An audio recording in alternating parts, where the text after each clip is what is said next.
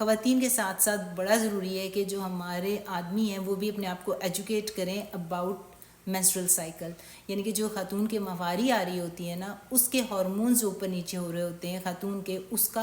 बंदों को नॉलेज होना चाहिए। अगर उनको नॉलेज होगा और वो इतने एजुकेटेड होंगे तो उनको पता होगा कि हमारी बीवी के कौन से हार्मोन किस टाइम पे ऊपर हैं, आज उसका मूड कैसा है, आज उसका जो है तबीयत ख़राब है, उसके पीरियड आने वाले हैं, उसको PMS स्टार्ट हो रहा है, कब हम उसके साथ जो है बात कर सकते हैं, उसका मूड अच्छा कर सकते हैं, कब उसको हमने रेस्ट देना है ताकि उसकी बॉडी को वो रेस्ट चाहिए। जो खातून होती है,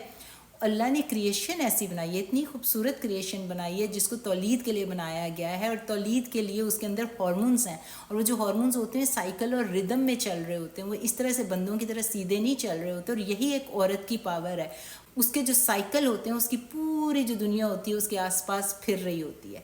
तो साइकिल को समझना और ये अवेयरनेस सिर्फ औरत को नहीं होनी चाहिए, ये उसके हस्बैंड को भी होनी चाहिए। जो पीरियड होता है ना, पहले 14 दिन, उसमें आपका ईस्ट्रोजन बहुत ज़बरदस्त हार्मोन है, ये आपको जवान रखता है, यूथफुल रखता है, ये आपको सेहत देता है, क्वालिटी ऑफ लाइफ देता है, ये ऊपर जा रहा होता है। तो जो पहले 14 दिन होते हैं आपके बहुत अच्छे गुजरते हैं, खातून को उतने सिम्टम्स नहीं होते, वो हेल्दी होती है, उसमें ताकत होती है, एनर्जी होती है। और जो 12वां 14 दिन होता है वो ईस्ट्रोजन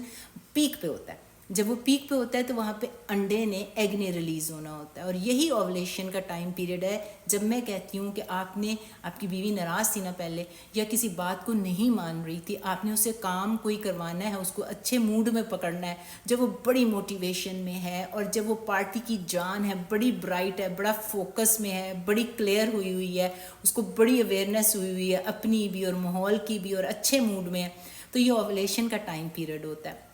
ना सिर्फ उसकी सेक्सुअल डिज़ायर ज़्यादा हुई होती है, वो अपने बंदे के साथ अच्छा बिहेव करेगी, बल्कि ऐसी ख़वातीन को अगर कोई बिज़नेस प्रोजेक्ट स्टार्ट करना है, कोई नया काम करना है प्रोफेशनल करियर में, तो this is the best time. बहुत क्लैरिटी होती है इनके सोचने समझने की सलाहियत में, बड़ी सक्सेसफुल हो सकती हैं। तो ये वो वाला टाइम पीरियड होता है जब उनका अंडा रिलीज़ हो रहा होता है, जब ओवुलेशन हो रही होती है पीरियड के 12वें या 14वें दिन।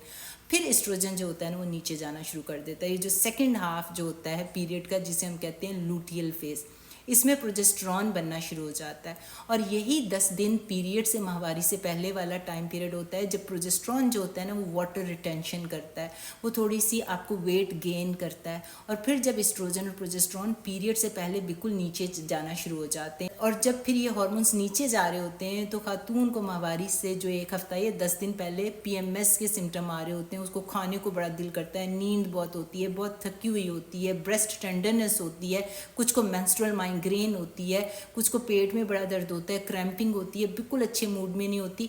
इस टाइम पीरियड में आपकी बीवी को, आपकी पार्टनर को रेस्ट चाहिए। जितना आप उसको काम करेंगे, जितना उसको सपोर्ट करेंगे, उसको अच्छी अच्छी ग़िज़ाएँ देंगे, उसके साथ आपने ज़्यादा एक्सरसाइज की ज़रूरत नहीं है, बस हल्की फुल्की वॉक चलेगी, उसको रिलैक्स करेंगे, उतना ही आप एक अच्छे सपोर्टिव पार्टनर का किरदार अदा कर रहे हैं।